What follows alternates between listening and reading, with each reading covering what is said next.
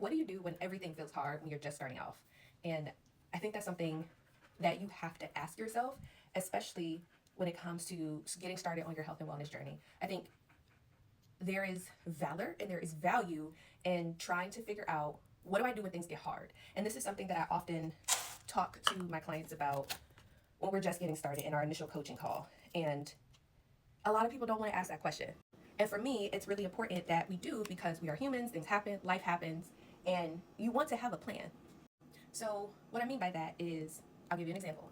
I just started running with Henry, my puppy, and before he had his neuter procedure, I talked to his vet. I said, hey, he is a herding dog. I want to make sure that I am giving him enrichment, that we are exercising, we're doing all the things. She said, cool, no problem. You can start running. He is old enough for you to start that process. Just keep in mind that once you start, he might want to keep going. And I was like, right, okay. So he got neutered, and we had to take some time off. Obviously, he had to heal. And because I like to err on the side of caution, it has been now 4 weeks after his neuter procedure, and we're just now starting to run again. And what I mean by just now starting to run, literally not even half a mile. So for me, half a mile is max for us to start. And I knew that when he initially got started, he was not going to be able to go a long distance. You get deconditioned, it happens. So for us, we eased into it. We started walking a little further every day. And now we're at that point where we can start running a little bit. And even when we're running, we are doing a slow pace. So I give you that example because that is what I'm starting to do with my puppy. But the same can apply for you too. Again, using the example from egg freezing, I had that done in December. It's July. I purposely did not start weightlifting or myself doing a lot of running because I said I was going to give myself 6 months. And now that I have started that process of saying, okay, what does my day-to-day look like now that I have a puppy? How do I incorporate him into my fitness routine?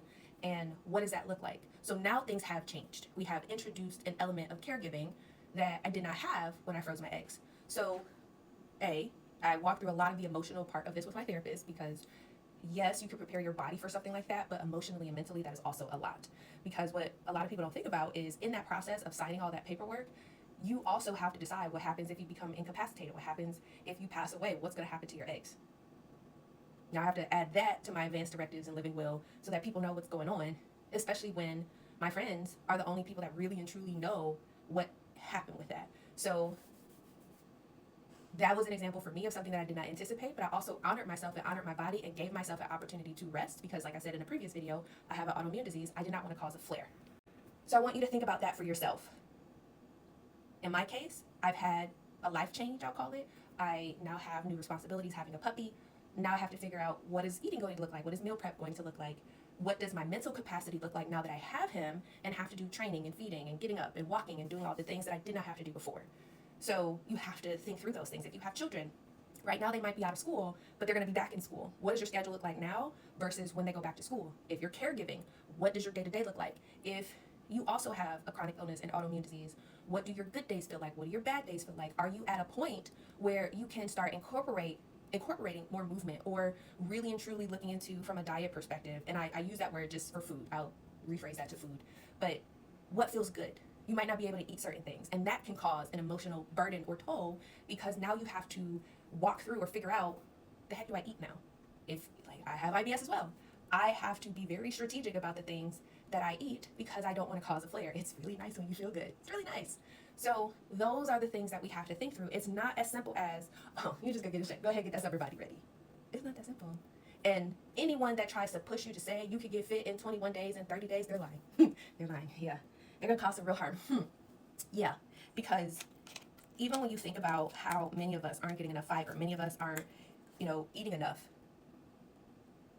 because we have this notion that, okay, if I want to get healthy, I have to just eat salads and hamburger meat or tofu all day. No. So in the previous video, which I will also link, I said that throughout the year, when I am in maintenance mode, my diet, I'm bearing dog food, my diet is 80-20. I try to make sure I'm eating 3 to 4 meals a day. I try to ensure that I'm getting the water that I need a day.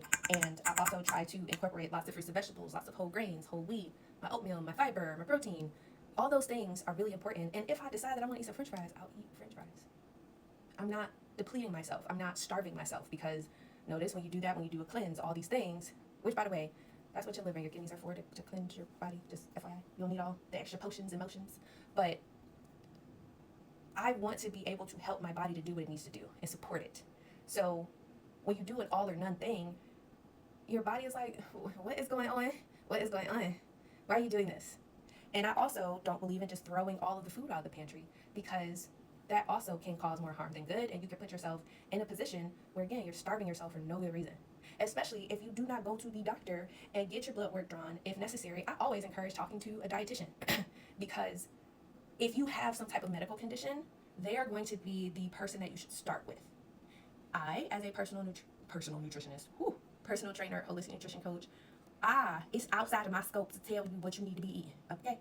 You might be able to calculate a macro or 2 or 3, but if you have diabetes, if you have Hashimoto's disease, if you have Crohn's, if you have lupus, I ain't got no business telling you that I can get you off your medication, or that I can tell you the food that you need to eat or not eat. That's gonna turn that all around. So again, if you got somebody telling you that they can do that, you need to run, because that ain't what you need in your life, because that is outside of our scope of practice, and depending on the state that you're in, that's outside of that scope too. So yeah, but that is just multiple examples of how we're easing into this and what that can look like, and some questions for you to ponder.